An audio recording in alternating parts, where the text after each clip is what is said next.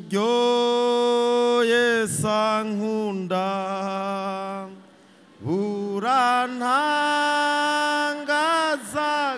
우란한가사고세 우분후 양기리에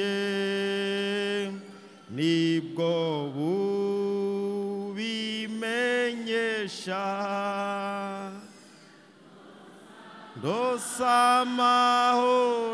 노사마호라시체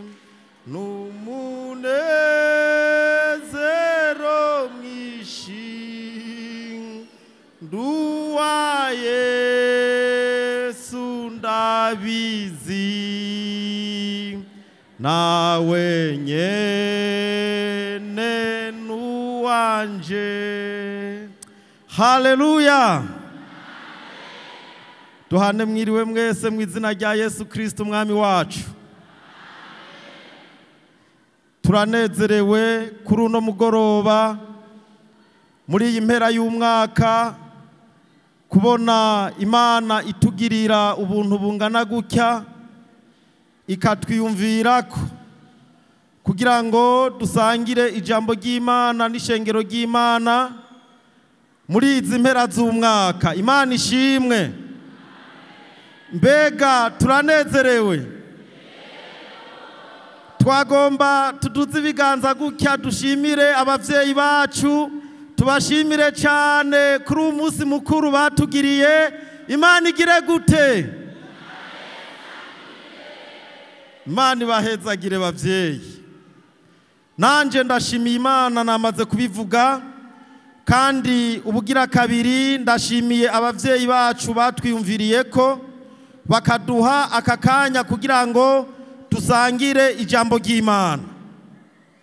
Tudatebeje twagomba dusome ijambo ry'Imana riri mu cete Paulo yandikiye ishengero ry'Abanyefeso igice ca kabiri, dusome umurongo waho w'icumi.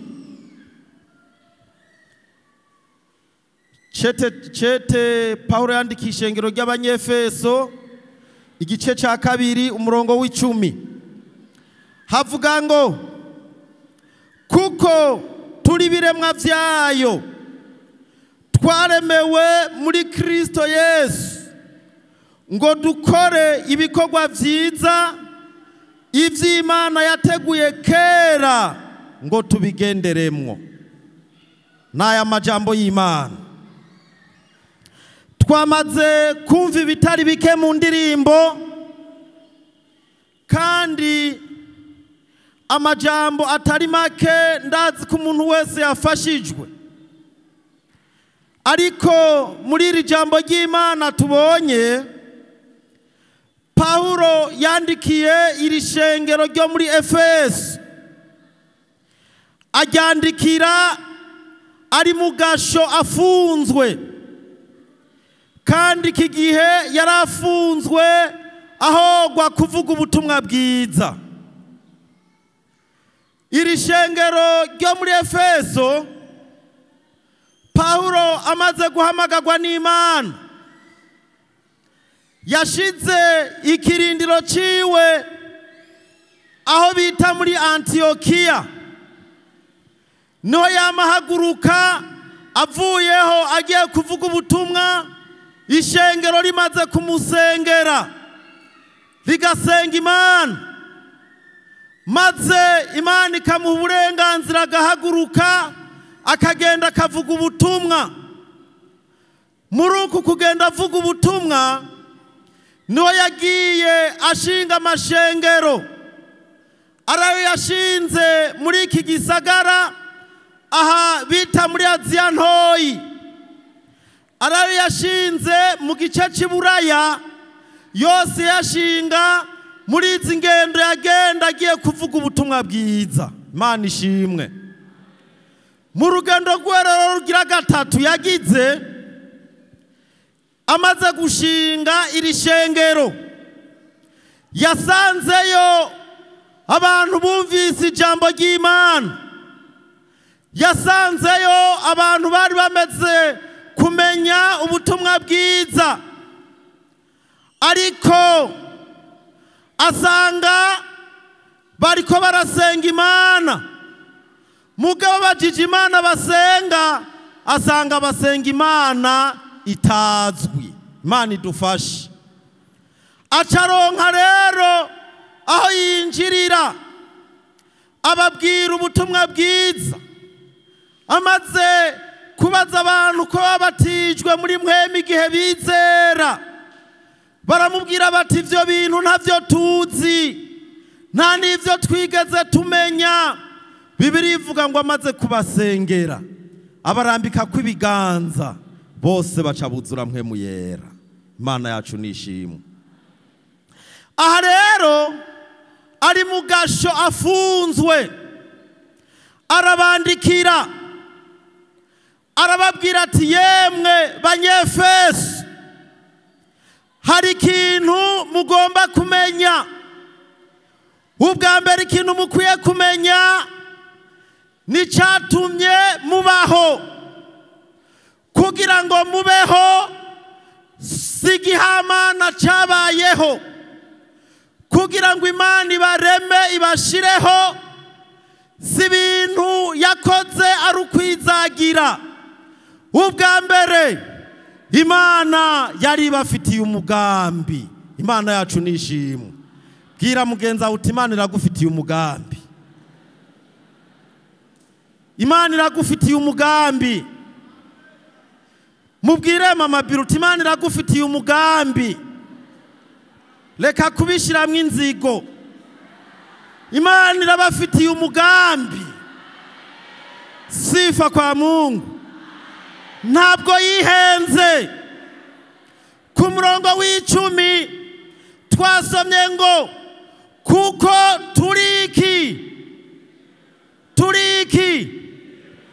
turi biremwa vy'iki vy'Imana. Imana yaturemeye muri Kristo Yesu. Umuntu wese yizeye Yesu akemera kuvuka ubwa kabiri, agahinduka umwana w'Imana, yahindutse kuba ikiremwa c'Imana. Bwana Yesu asifiwe. Umuntu rero yabaye ikiremwa c'Imana biciye muri Kristo Yesu. Imana yamushizeho kugira ngo ashobore gukora iki? Gukora iki? Hariya hejuru gukora iki? Sindabumva. Gukora iki? Ni muri ko murasoma. Imana yaturemye idushiriyeho kugira ngo tuyikorere ibikorwa bigize gute? Vyiza. Sifa kwa Mungu. Naya majambo y'Imana.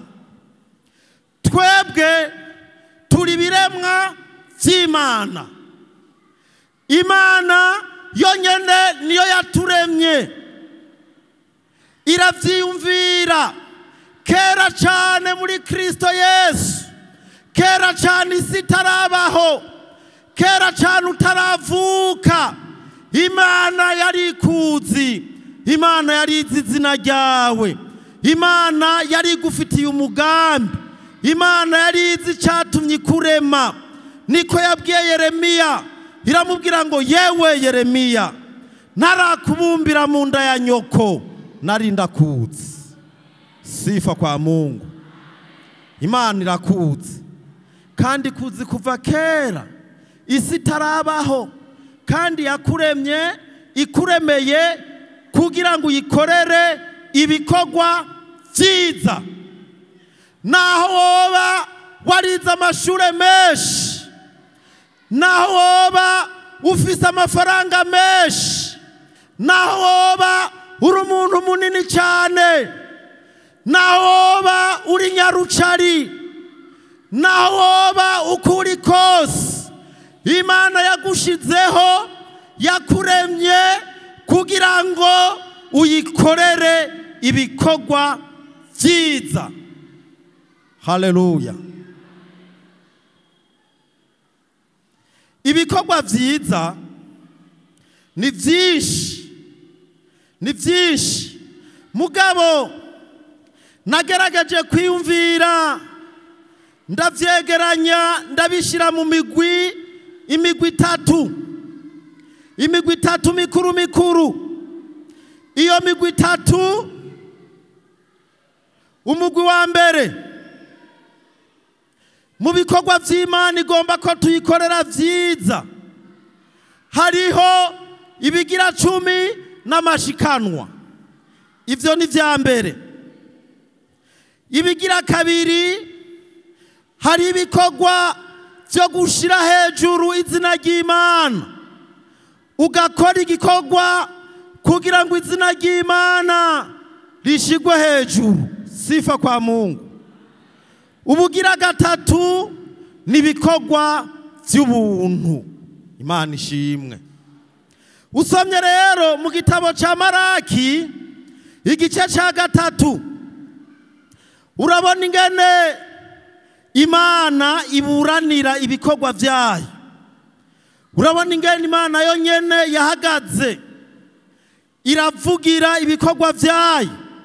Maraki 3 umurongo w'indwi havuga ngo, uhereye mu bihe vy'abasogokuruza muhora mukevya mugata amabwirizwa yanje, nimuyitondere, nimungarukeko nanje nzobagarukako, nikoraho nyene ingabo avuze.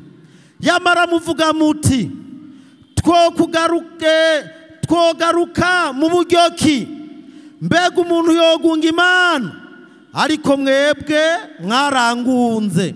Yamara muravuga muti twakugunze ibiki, mwangunze ica 10 n'amashikanwa. Imana idutabare cyane. Imana yitegereje ubwoko bw'Abisirayeli, irabaraba ingene bariko baraboroga, ingene bariko baratakamba, inkota y'umwanzi ibasugereje, inzara amapfa abugarije, batagira ico barya, batagira imbere n'inyuma. Ariko kandi ntibari bamenye ko Imana yugaye akabomba kahora kazana amazi bakanwa bagahembuka. Ariko kandi iki gihe ntivyari vyavuye ku Mana, vyari vyavuye ku Bisirayeli. Bari bahevye Imana, bari basubiye inyuma, bareka gukora ibikorwa vyiza kandi ari vy'Imana yabashiriyeho. Umuntu wese agakobereza mu nzira ziwe, umuntu wese akamenya inzu yiwe, baheba igikorwa c'Imana, batesetse bariko baraboroga. Imana irababwira ati ico vyavuyeko, mwarangunze, mwangunze ibigira 10, mwangunze amashikanwa, none wa muvumo urabagarukiye. Imana idutabare. Nahawe ho kwisuzuma. Tubandanye. Ibikorwa vyo gushira hejuru izina ry'Imana nibikorwa vyinshi. Hari abantu baca bavuga bati ibikorwa turiko turakora birarenze cyane ivyo twategerezwa gukora, ivyo bariko baratwaka, ivyo bariko baradusaba, ivyo ntivyari bikwiye. Bibiri ivuga ngo dutanga ivya 10 n'amashikanwa gusa, ariko nagira ndakubarire hari ibindi bikorwa bishira hejuru izina ry'Imana. Abantu bashitse aho hantu bakavuga ngo aha hantu hari Imana. Bwana Yesu asifiwe. Aha hantu hari Imana. Umuntu wese yahashika akaharaba akavuga ati aha hantu hari Imana. Umuntu yaza akitegereza urushengero akavuga ati aha hantu hari Imana. n'ibikorwa vyakozwe n'abantu, mugabo ivyo bikorwa bituma izina ry'Imana ridatukwa, bituma izina ry'Imana ritagawa, bituma izina ry'Imana rihabwa icubahiro. Yesu nashimwe. Abikorinto ba kabiri 6:9 n'umurongo wa 6. Abikorinto ba kabiri 9. Chete Paulo yandikiye ishengero ry'Ikorinto kigira kabiri 9 n'umurongo wa 6 kugeza kwa 11 havuga ngo iki: ariko ico mvuga ngiki, ubiba nke azokwimbura bike, ubiba vyinshi azokwimbura vyinshi. Umuntu wese atange nk'uko yagize imigabo mu mutima wiwe, atababaye canke atagoberewe, kuko Imana ikunda utanga nezerewe, kandi Imana ishobora kubasesekazako ubuntu bwayo, kugira ngo murushirize gukora ivyiza vyose, nk'uko handitswe ngo yatanze isabagire, yahaye abakene, ukugororoka kwiwe kwamaho ibihe bidashira. Yesu nashimwe. Muri ibi bikorwa rero vyo gushira izina ry'Imana hejuru, muri ibi bikorwa vyo guhesha Imana icubahiro, bisaba ngo umuntu wese abikore anezerewe, abikore atagoberewe. Umuntu wese yibuka urukundo rw'Imana, umuntu wese yibuka ivy'Imana yamukoreye, umuntu wese yibuka iteka Imana yamuteye, bivuye mu mutima, anezerewe atagoberewe. Umuntu wese akorera Imana kugira ngo izina ry'Imana ntiritukwe, kugira ngo izina ry'Imana ntirigawe, kugira ngo izina ry'Imana rishigwe hejuru. Imana rero yatanze isabagire, igaha abakene, igaha aboro, igaha abashizwe hejuru. Imana ntiyobura gutabara umuntu ameze gutyo. Bwana Yesu asifiwe. Usomye ngaho inyuma urabona ingene ishengero ry'i Makedoniya ryarimwo abantu b'aboro, bari bafise ubworo butagira uko bungana, ryari rifise ubukene bw'agahomera bunwa. Mugabo ngo Pawulo amaze kuza akabiganira amagorwa, ishengero ry'i Yerusalemu, abantu barimwo b'i Yerusalemu, agakengegwe barimwo, ubukene barimwo. Aba bantu ngo baca begeranya ibintu vyabo, baravyegeranya, begeranya ibintu vyabo kugira ngo bije gufasha aboro b'i Yerusalemu. Ijambo ry'Imana rivuga ngo bamaze gukora ivyo bintu, Imana yaciye bahindura abatunzi bakabura rugero. Mu mubabaro barimwo ngo Imana icibaha umunezero utagira uko wongana. Imana yacu nishimwe. Ibikorwa vy'ubuntu, Matayo 25, tugira turangize ntiduteba. Matayo 25 umurongo wa 31. Ibikorwa vy'ubuntu bivuga ngo iki? 31 havuga ngo ariko umwana w'umuntu ahazozira afise ubwiza bwiwe, ari kumwe n'abamarayika biwe bose, nihazovyagira ku ntebe yiwe y'ubwiza. Amahanga yose azokoranirizwa mu nyonga ziwe, nawe azorobanura nk'uko umwungere arobanura intama mu mpene. Intama azoziherereza iburyo bwiwe, impene nazo ibubamfu.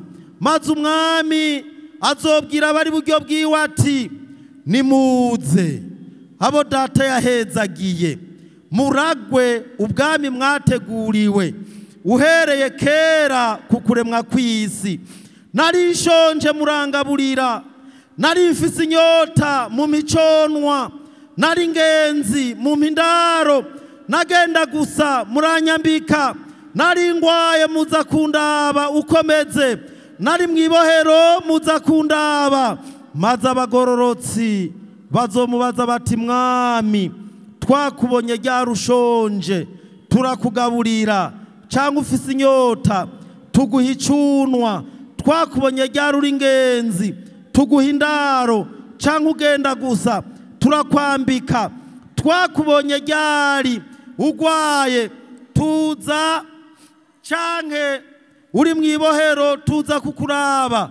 Umwami nawe azobishura ati ndababwira ukuri ko mwabigiriye umwe muri aba bene data bari hanyuma y'abandi, ni jewe mwabigiriye. Sifa kwa Mungu.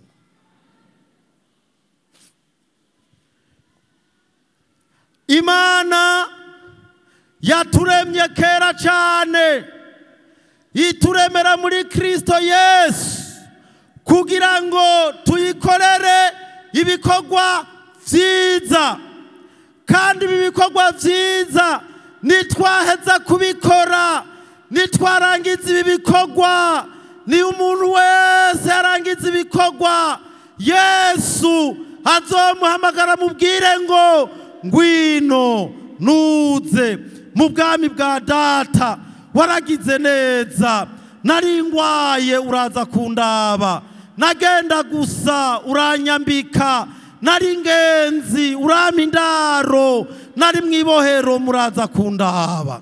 Haleluya. Yesu azoca avuga ngo nimuze muraga ubwami nabateguriye kuva kera cyane isi itarabaho, nimuze nimuze nimuze. Mwakoze ibikorwa vyiza. Imana yacu nishimwe, Imana yacu nishimwe.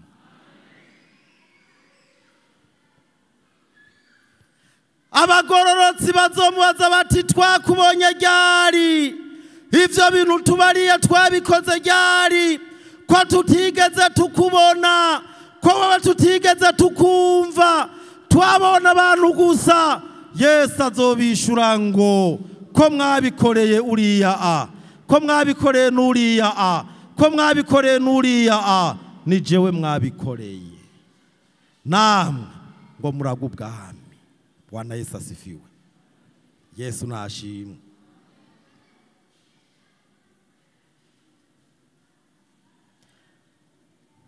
Niyo mpamvu muntu w'Imana uri kuranyumviriza,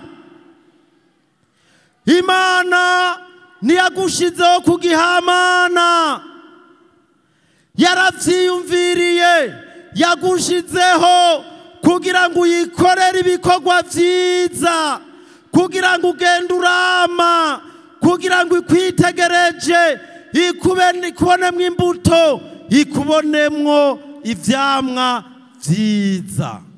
Bwana Yesu asifiwe. None rero Matayo 21 duce dusenga n'umurongo wa 18 gushika ku murongo wa 19.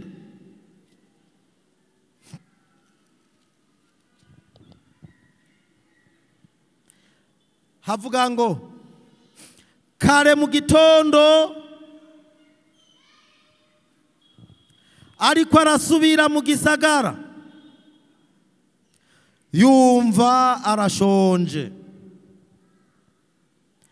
abonye umusukoni ku nzira arawegera, ntiyagira icawubona ko atari amabi gusa. Arawubarira ati ntugapfe wamye isukoni uhereye ubu ugashitsa ibihe bidashira. Uwo musukoni uca urakabirana uwo mwanya. Imana idufashe. N'aya majambo y'Imana.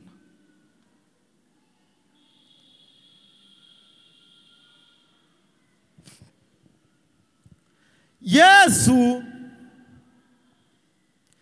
yitegereje umusukoni, hari ngo kare mu gatondo ariko arahita. Birashoboka ko yari yarayasenga, ntiyari yaronse akayi. Birashoboka ko yari yarayatariye ariko arasenga, ngo mu gatondo ariko arahita. Ageze ku nzira ahasanga igiti cy'umusukoni, aracegera kugira ngo ico giti akirabe ko ikintu yogikurako ngo afungure. Mugabo amaze kugishikira aracitegereza, asanga ngo ico giti n'amababi gusa. Arazunguruka arabura ikintu na kimwe cyane. Mugabo akiravye akabona kiratotahaye, acitegereje akabona gisa neza.